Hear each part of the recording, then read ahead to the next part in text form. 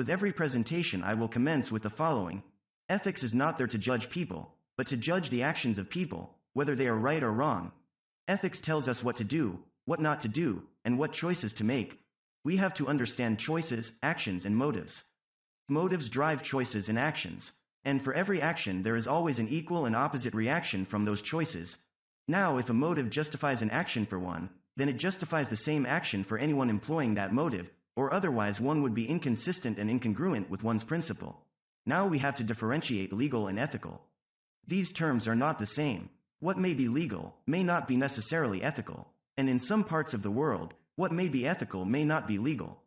Now we have to distinguish relative ethics from absolute ethics.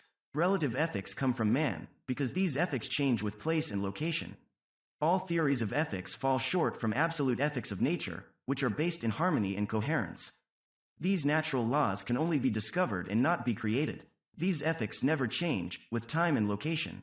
What is ethical in one place is ethical at all places, irrespective of location. And what is ethical at one point in time, is ethical at all points in time, irrespective of time difference. Now I do not discuss any topics based on these relative ethics of man.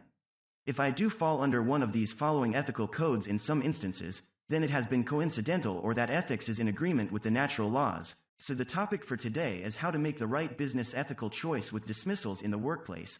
In many parts of the world, it is lawful to sack someone who is incompetent, who makes a serious mistake or has a lapse in judgment, does not meet their targets or is simply not desired in the workplace for various reasons.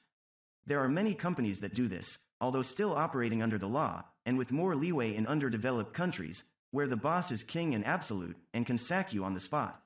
But nonetheless, an employment dismissal is unethical in practice, and especially if done with intimidation of loss of employment. There are many employers who resort to this type of action and find it acceptable. Laws and ethics are not the same. There are many laws that are unethical in many countries, states, and localities. Yet businesses are compliant with the legal law but are not compliant with ethical standards. Now, why is it unethical to dismiss someone on those dismissal grounds mentioned? The employment dismissal is ethically wrong, because it's causing some potential type of hardship on the sacked employee, either on him or her, and on his or her family to some degree. There are exceptions to this, of course, and that is if there is an outright criminal behavior, and if there was an employment agreement where the terms of work were stated clearly about dismissals for work or targets not met, and the employee agreed to those terms of termination before joining the company. Now, having a contract of employment and stating this in paragraph 30th, for example, or so, is not adequate grounds to make it known to the employee. In fact, a clause like that is actually unethical in practice.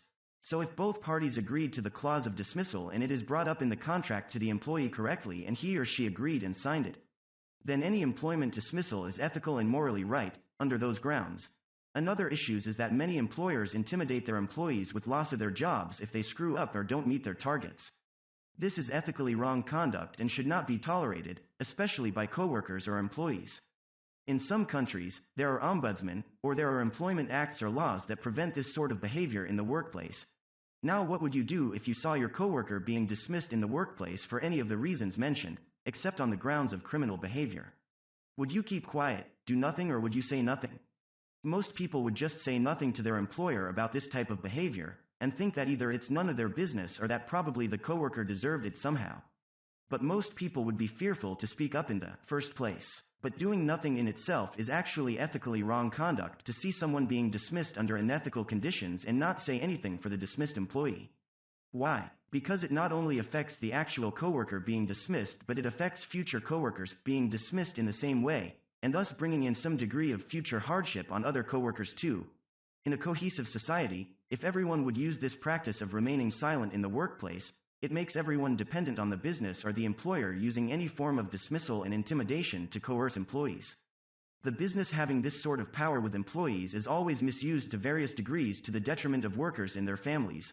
There are many companies that force redundancy packages on whole departments and then later outsource the whole department out to international workplaces, such as to the Philippines, Indonesia, or to India. Again, this sort of behavior is very common with big corporations. The ends to them justifies the means, which is the rationalist ethics principle thinking here. Many politicians use this same type of ethical principle and justify and rationalize their decisions and choices. And then wonder why consumers and voters are so distrusting of these business and politicians. In the description notes, there is a link for a brief on business ethics. You're welcome to download it. If you want to be informed of more content when it comes out, you can click the subscription and notification button. If you want a specific topic discussed, you can let me know in the comments below.